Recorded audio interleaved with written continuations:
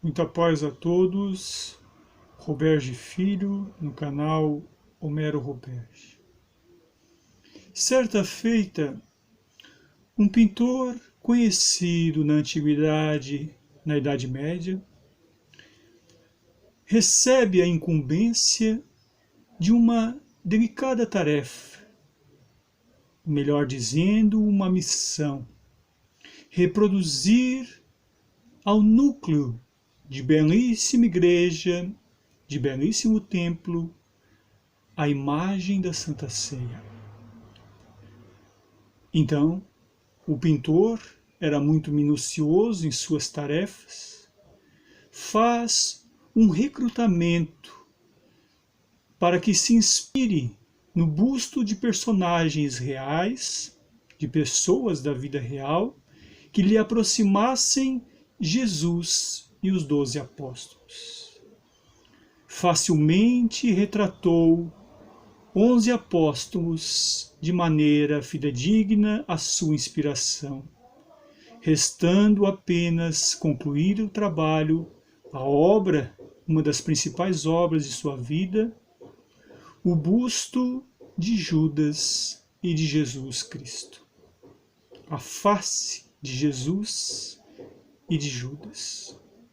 Então, esse belo pintor, cujas mãos dedilhavam no pincel com a maestria de um músico que dedilhasse os dedos por cima de um piano, ele foi aos arredores da cidade, da antiga cidade europeia, nos tempos onde os guetos eram muito famosos, muito povoados por pessoas, e não encontrava uma face que lhe retratasse fielmente aqueles dois personagens cuja interligação havia um sentido psicológico profundo. Até que um dia, passaram-se quase uma década, até que um dia ele visualiza um jovem rapaz, os cabelos de madeixas longas caíam pelos ombros, a barba espessa alcançava a altura do tórax, e ele exalava um ar de doce melancolia e uma expressão facial por deveras bela. Então esse pintor, reconhecidamente famoso, acercou-se do rapaz, expôs-lhe as condições de trabalho ao qual ele realizava suas obras e o convida para representar, para ser um modelo vivo na sua representação a Nosso Senhor Jesus. O rapaz, aceitando a importância de algumas moedas de ouro, aceitou e serviu, posando para aquele exímio pintor. Jesus estava muito bem representado. Os 11 apóstolos também foram muito bem representados.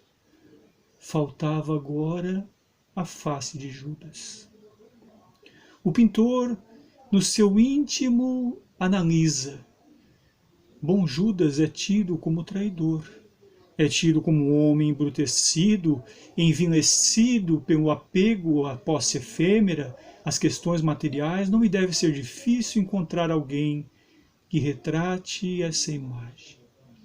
E ele vai peregrinando pelos anos a fio e novamente não encontra a face perfeita para a sua reprodução. Eis então que certa feita o pintor, que ainda não desistira da obra de sua vida, adentra por um corredor escuro, onde um cárcere prendia alguns ladrões, alguns malfeitores da época, esquecidos e relegados ao abandono pela sociedade. Então ele vê que, sentado a um canto de uma cela no fundo, encolhido com as mãos jungidas a seu peito, e a face declinada, ele parecia absorto, entristecido e com a alma distante do local onde estava. O pintor pede ao carcereiro permissão, ele era uma figura conhecida e respeitada na sociedade, aproxima-se daquele jovem, cai em genuflexão, ergue com a destra sutilmente sua face e tem diante dele a imagem perfeita de Judas. Apresentou-lhe novamente o seu intento. Apresentou-lhe novamente a uma pessoa o intento de representar a imagem numa figura alegórica que inspirasse, que imortalizasse a Santa Ceia para toda a humanidade. Com a permissão do carcereiro, aquele homem foi liberado e ele vai, acompanha o senhor pintor, e quando ele adentra dentro da imensa catedral, os olhos daquele jovem fitam, meu Deus, Jesus e os 11 apóstolos.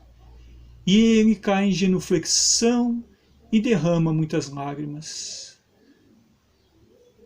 O pintor não sabia ao certo o que ocorrera, acerca-se do rapaz, já reconhecendo-lhe alguma coisa peculiar naquele ar melancólico, e o jovem que representaria Judas declara: meu Senhor, eu sou aquele que representou Jesus na sua pintura. O pintor se surpreende e lhe pergunta: meu jovem, que caminhos a vida lhe trouxe até essa situação? Quando o encontrei, era um jovem camponês robusto, tinha vida toda pela frente, exalava um ar de bondade e doce ternura. E agora o vejo delegado ao cárcere, com semblante obscurecido, com um ricto de ódio no olhar. Meu jovem, o que lhe aconteceu? Não posso pintar fielmente essa minha obra que a catedral e a população aguarda, sem ouvir os sinceros depoimentos.